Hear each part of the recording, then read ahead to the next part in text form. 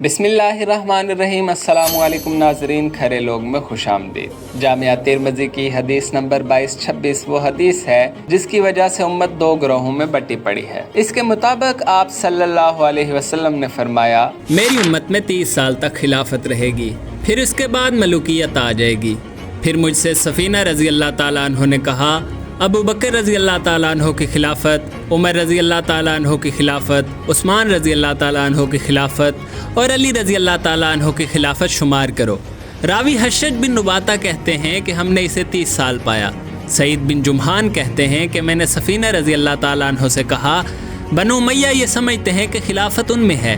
कहा, बनु ज़रका झूठ और गलत कहते हैं, बल्कि उनका शुमार तो बदतरीन बादशाहों में है।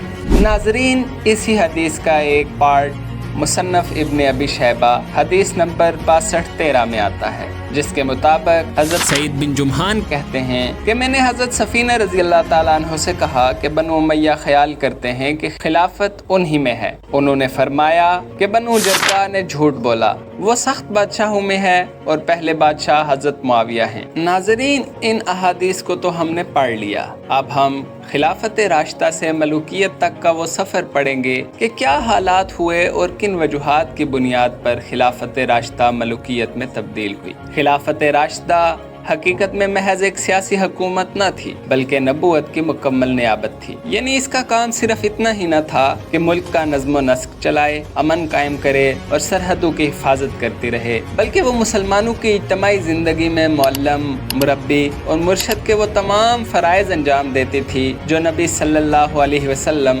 अपनी हयात तय्यबा में अंजाम दिया करते थे। और इसकी ये जिम्मेदारी थी कि दारुल इस्लाम में दीन हक़ के पूरे निज़ाम को उसकी असली शक्लो रूह के साथ चलाए और दुनिया में मुसलमानों की पूरी इज्तिमाई ताकत अल्लाह का कलमा बुलंद करने की खिदमत पर लगा दे। इस बिना पर यह कहना सही होगा कि वो सिर्फ खिलाफत राशिदा ही न थी, बल्कि खिलाफत मुर्शिदा भी थी। अब हम इख्तसार के साथ उन मराहिल का जायजा लेंगे जिनसे गुजरते हुए ये खिलाफत आखिरकार मलूकियत में तब्दील हुई, और ये बताएंगे कि इस तगय्युर ने मुसलमानों की रियासत को इस्लाम के असूल हुक्मरानी से किस कदर हटा दिया और इसके क्या असरात मुसलमानों की इज्तिमाई जिंदगी पर मुरतब हुए। इस तगय्युर का आगाज ठीक उसी मकाम से हुआ जहाँ से इसके रौनमा होने का हज़रत उमर रज़ी अल्लाह ताला अन्हु को अंदेशा था। अपनी वफात के करीब ज़माने में सबसे बढ़कर जिस बात से वो डरते थे वो ये थी कि कहीं उनका जानशीन अपने कबीले और अपने अकरबा के मामले में उस पॉलिसी को न बदल दे जो रसूलुल्लाह सल्लल्लाहु अलैहि वसल्लम के ज़माने से उनके ज़माने तक चली आ रही थी। आप सल्लल्लाहु अलैहि वसल्लम ने अपने पूरे अहद हुकूमत में हज़रत अली रज़ी अल्लाह ताला अन्हु के सिवा बनी हाशिम में से किसी को कोई ओहदा न दिया था। हज़रत अबू बकर रज़ी अल्लाह ताला अन्हु ने अपने ज़माने खिलाफत में अपने कबीले और ख़ानदान के किसी शख्स को सिरे से कोई मनसब पर मामूर न किया। हज़रत उमर रज़ी अल्लाह ताला अन्हु ने अपने 10 साल के अहद में बनी अदी के सिर्फ एक शख्स को एक छोटे से ओहदे पर मुकर्रर किया और इससे भी उनको जल्दी ही सुबुखदोश कर दिया। यही वजह थी कि उस ज़माने में कबायली असबियतों को सर उठाने का कोई मौका न मिला। हज़रत उमर रज़ी अल्लाह ताला अन्हु को खौफ था कि ये पॉलिसी अगर बदल दी गई तो सख्त फितने की मुअज्जब होगी। इसीलिए उन्होंने अपने तीनों मुतवक्के जानशीनों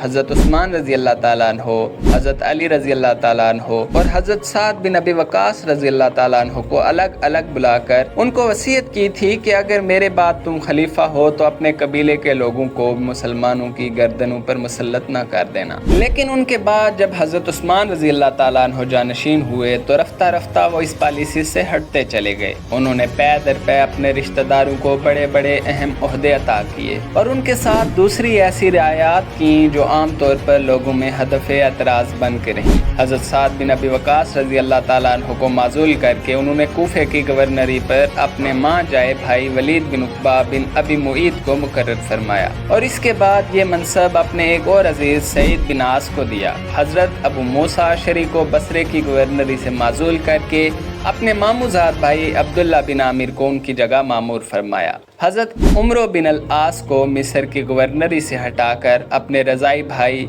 अब्दुल्ला बिन साद बिन अबी सरा को मुकर्रर किया। मुआविया बिन अबू सुफियान हज़रत उमर रज़ी अल्लाह ताला अन्हु के ज़माने में सिर्फ दमिश्क की विलायत पर थे।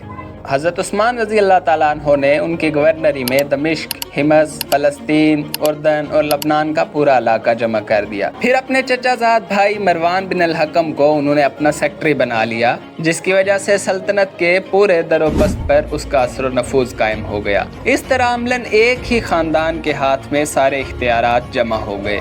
ان باتوں کا رد عمل صرف عوام پر ہی نہیں، اکابر صحابہ تک پر کچھ اچھا نہ تھا اور نہ ہو سکتا تھا۔ مثال کے طور پر جب ولید بن عقبہ کوفے کی گورنری کا پروانہ لے کر حضرت سعد بن ابی وقاص رضی اللہ تعالیٰ عنہ کے پاس پہنچا تو انہوں نے فرمایا، معلوم نہیں ہمارے بعد تو زیادہ دانا ہو گیا یا ہم تمہارے بعد احمق ہو گئے۔ اس نے جواب دیا، ابو اسحاق برا نہ مانیے، یہ تو بادشاہ ہی ہے، صبح کوئی اس کے مزے لوٹتا ہے تو شام کوئی اور۔ حضرت سعد رضی اللہ تعالیٰ عنہ نے کہا، میں سمجھتا ہوں واقعی تم لوگ اسے بادشاہی بنا کر چھوڑو گے۔ قریب ایسے ہی خیالات عبداللہ بن مسعود نے بھی ظاہر فرمائے۔ اس سے کوئی شخص انکار نہیں کر سکتا کہ اپنے خاندان کے جن لوگوں کو حضرت عثمان رضی اللہ تعالیٰ عنہ نے حکومت کے یہ مناصب دیے، انہوں نے اعلیٰ درجے کی انتظامی اور جنگی قابلیتوں کا ثبوت دیا اور ان کے ہاتھوں بہت سی فتوحات ہوئیں۔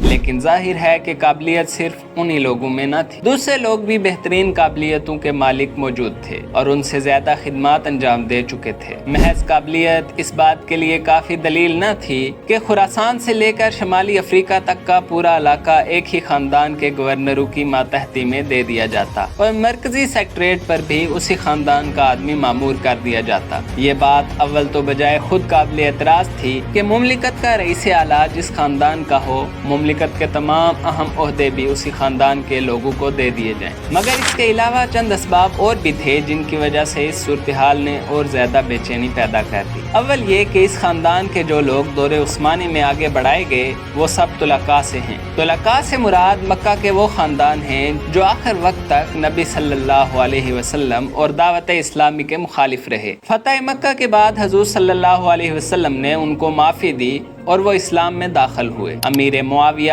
ولید بن عقبہ، مروان بن حکم انہی معافی یافتہ خاندانوں کے افراد تھے، اور عبداللہ بن سعد بن ابی سرا تو مسلمان ہونے کے بعد مرتد ہو چکے تھے۔ رسول اللہ صلی اللہ علیہ وسلم نے فتح مکہ کے موقع پر جن لوگوں کے بارے میں یہ حکم دیا تھا کہ وہ خانہ کعبہ کے پرو سے بھی لپٹے ہوئے ہوں تو انہیں قتل کر دیا جائے، یہ ان میں سے ایک تھے۔ حضرت عثمان رضی اللہ تعالیٰ عنہ انہیں لے کر اچانک حضور صلی اللہ علیہ وسلم کے سامنے پہنچ گئے اور آپ صلی اللہ علیہ وسلم نے محض ان کے پاس خاطر سے ان کو معاف فرما دیا۔ فطری طور پر یہ بات کسی کو پسند نہ آ سکتی تھی کہ سابقین اولین جنہوں نے اسلام کو سر بلند کرنے کے لیے جانیں لڑائی تھی اور جن کی قربانیوں ہی سے دین کو فروغ نصیب ہوا تھا، پیچھے ہٹا دیے جائیں اور ان کی جگہ یہ لوگ امت کے سرخیل ہو جائیں۔ دوسرے یہ کہ اسلامی تحریک کی سربراہی کے لیے یہ لوگ موزوں بھی نہ ہو سکتے تھے، کیونکہ وہ ایمان تو ضرور لے آئے تھے مگر نبی صلی اللہ علیہ وسلم کی صحبت و تربیت سے ان کو اتنا فائدہ اٹھانے کا موقع نہیں ملا تھا۔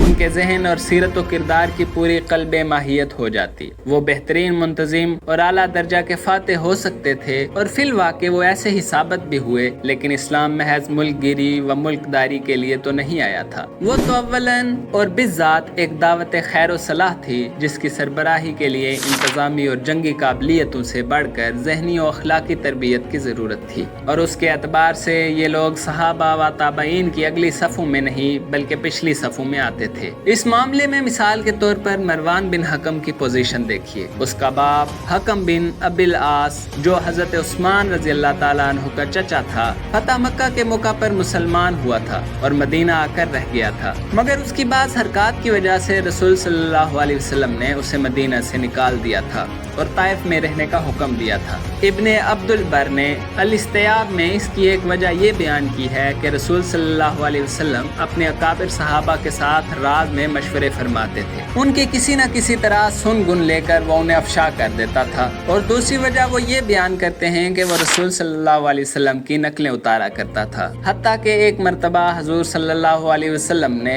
خود اسے یہ حرکت کرتے دیکھ لیا۔ بہرحال کوئی سخت قصور ہی ایسا ہو سکتا تھا جس کی بنا پر آپ صلی اللہ علیہ وسلم نے مدینہ سے اس کے اخراج کا حکم صادر فرمایا۔ مروان اس وقت 7-8 برس کا تھا اور وہ بھی اس کے ساتھ طائف میں رہا۔ حضرت ابو بکر صدیق رضی اللہ تعالیٰ عنہ خلیفہ ہوئے تو ان سے عرض کیا گیا کہ اسے واپسی کی اجازت دے دیں، مگر انہوں نے انکار کر دیا۔ حضرت عمر رضی اللہ تعالیٰ عنہ کے زمانے میں بھی اسے مدینہ آنے کی اجازت نہ دی گئی۔ حضرت عثمان رضی اللہ تعالیٰ عنہ نے اپنی خلافت کے زمانے میں اس کو واپس بلا لیا، اور ایک روایت کے مطابق آپ نے اس کی وجہ یہ بیان کی کہ میں نے رسول اللہ صلی اللہ علیہ وسلم سے اس کی سفارش کی۔ آپ صلی اللہ علیہ وسلم نے مجھ سے وعدہ فرما لیا تھا کہ اسے واپسی کی اجازت دے دیں گے۔ اس طرح یہ دونوں باپ بیٹے طائف سے مدینہ آ گئے۔ مروان کے اس پس منظر کو نگاہ میں رکھا جائے تو یہ بات اچھی طرح سمجھ میں آ سکتی ہے کہ اس کا سیکٹری کے منصب پر مقرر کیا جانا لوگوں کو کس طرح گوارا نہ ہو سکتا تھا۔ تیسرے یہ کہ ان میں سے بعض کا کردار ایسا تھا کہ اس دور کے پاکیزہ ترین اسلامی معاشرے میں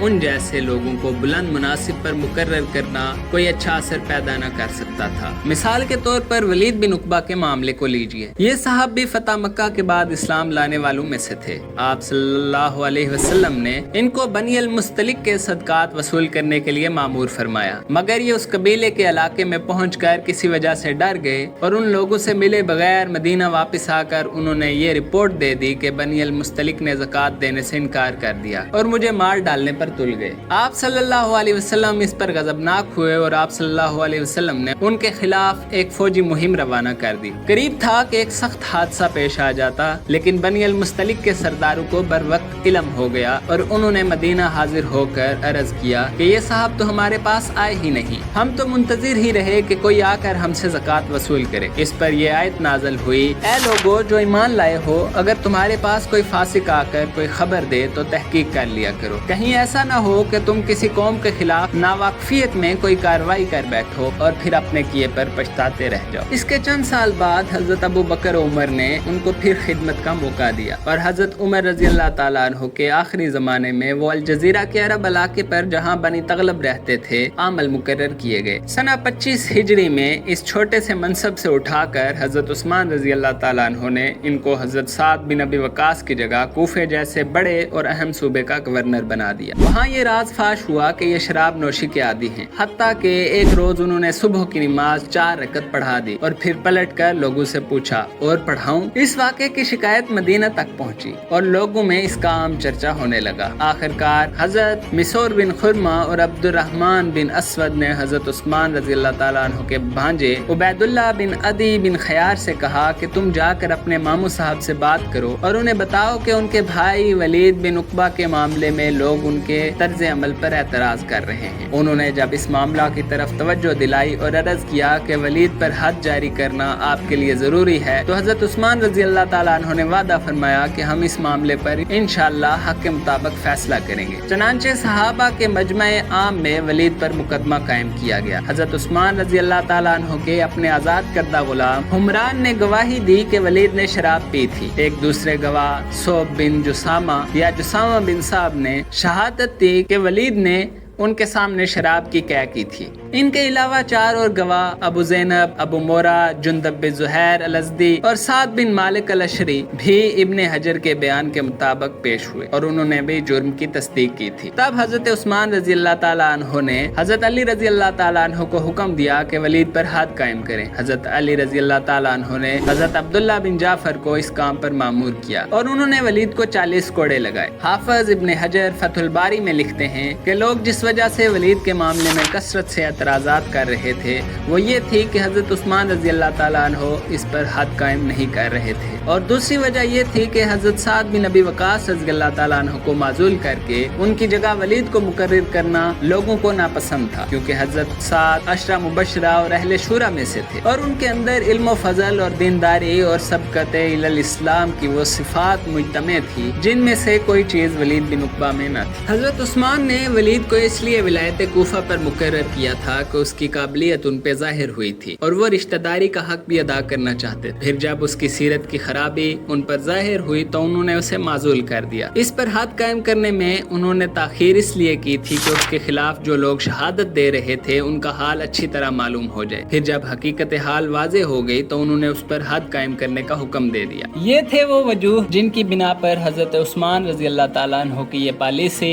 لوگوں کے لیے اور بھی زیادہ بے اطمینانی کی موجب بن گئی۔ خلیفہ وقت کا اپنے خاندان کے آدمیوں کو پے در پے مملکت کے اہم ترین مناصب پر معمور کرنا بجائے خود کافی وجہ اعتراض تھا۔ اس پر جب لوگ یہ دیکھتے تھے کہ آگے لائے بھی جا رہے ہیں تو اس طرح کے اشخاص تو فطری طور پر ان کی بے چینی میں اور زیادہ اضافہ ہو جاتا تھا۔ اس سلسلے میں خصوصیت کے ساتھ دو چیزیں ایسی تھیں جو بڑے دور رس اور خطرناک نتائج کی حامل ثابت۔ ایک یہ کہ حضرت عثمان نے امیر معاویہ کو مسلسل بڑی طویل مدت تک ایک ہی صوبے کی گورنری پر معمور کیے رکھا۔ وہ حضرت عمر رضی اللہ تعالیٰ عنہ کے زمانے میں 4 سال سے دمشق کی ولایت پر معمور چلے آ رہے تھے۔ حضرت عثمان نے ایلا سے سرحد روم تک اور الجزیرہ سے ساحل بحر ابیض تک کا پورا علاقہ ان کی ولایت میں جمع کر کے اپنے پورے زمانہ خلافت یعنی 12 سال میں ان کو اسی صوبے پر برقرار رکھا۔ یہی چیز ہے جس کا خمیازہ آخرکار حضرت علی رضی اللہ تعالیٰ عنہ کو بھگتنا پڑا۔ شام کا یہ صوبہ اس وقت کی اسلامی سلطنت میں بڑی اہم جنگی حیثیت کا علاقہ تھا۔ اس کے ایک طرف تمام مشرقی صوبے تھے اور دوسری طرف تمام مغربی صوبے۔ بیچ میں وہ اس طرح حائل تھا کہ اگر اس کا گورنر مرکز سے منحرف ہو جائے تو وہ مشرقی صوبوں کو مغربی صوبوں سے بالکل کاٹ سکتا تھا۔ امیر معاویہ اس صوبے کی حکومت پر اتنی طویل مدت تک رکھے گئے تھے کہ انہوں نے یہاں اپنی جڑیں پوری طرح جما لی اور وہ مرکز کے قابو میں نہ رہے بلکہ مرکز ان کے رحم و کرم پر منحصر ہو گیا۔ دوسری چیز جو اس سے زیادہ فتنہ انگیز ثابت ہوئی وہ خلیفہ کے سیکٹری کی اہم پوزیشن پر مروان بن الحکم کی ماموریت۔ ان صاحب نے حضرت عثمان کی نرم مزاجی اور ان کے اعتماد سے فائدہ اٹھا کر بہت سے کام ایسے کیے جن کی ذمہ داری لامحالہ حضرت عثمان پر پڑتی، حالانکہ ان کی اجازت اور علم کے بغیر ہی وہ کام کر ڈالے جاتے تھے۔ علاوہ بری یہ صاحب حضرت عثمان اور اکابر صحابہ کے باہمی خوشگوار تعلقات کو خراب کرنے کی مسلسل کوشش کرتے رہے تاکہ خلیفہ برحق اپنے پرانے رفیقوں کے بجائے ان کو اپنا زیادہ خیر خواہ اور حامی سمجھنے لگے۔ یہی نہیں بلکہ متعدد مرتبہ انہوں نے صحابہ کے مجمع میں ایسی تہدید آمیز تقریریں کی جنہیں طلقاء کی زبان سے سننا سابقین اولین کے لیے بمشکل ہی قابل برداشت ہو سکتا تھا۔ اس بنا پر دوسرے لوگ تو درکنار خود حضرت عثمان رضی اللہ تعالیٰ عنہ کی اہلیہ محترمہ حضرت نائلہ کی بھی یہ رائے تھی کہ حضرت عثمان کے لیے مشکلات پیدا کرنے کی بہت بڑی ذمہ داری مروان پر عائد ہوتی، حتیٰ کہ ایک مرتبہ انہوں نے اپنے شوہر محترم سے صاف صاف کہا کہ اگر آپ مروان کے کہنے پر چلیں گے تو یہ آپ کو قتل کرا کے چھوڑے گا۔ اس شخص کے اندر نہ اللہ کی قدر ہے، نہ ہیبت، نہ محبت۔ ناظرین، آج کی اس ویڈیو میں ہم نے وہ محرکات اور پہلا مرحلہ بیان کیا جس کی وجہ سے خلافت ملوکیت میں تبدیل ہوتی جا رہی۔ آئندہ آنے والی ویڈیوز میں ہم آپ کے سامنے وہ تمام مراحل پیش کریں گے جن کی وجہ سے آخر کار خلافت راشدہ مکمل طور پر ملوکیت یا بادشاہت میں تبدیل ہو گئی۔ تو ہمارے ساتھ جڑے رہیے، ہمارے چینل کو سبسکرائب کریں، بیل آئیکن پر کلک کریں تاکہ آپ کو ہماری ہر نئی ویڈیو کا نوٹیفیکیشن ملے۔ آنے والی ویڈیوز میں ہم آپ کو بتائیں گے کہ کس طرح خلافت کا زوال ہوا اور کون سے اہم واقعات نے اس تبدیلی کو مزید تیز کیا۔ یقیناً یہ ایک دلچسپ اور معلوماتی سفر ہوگا۔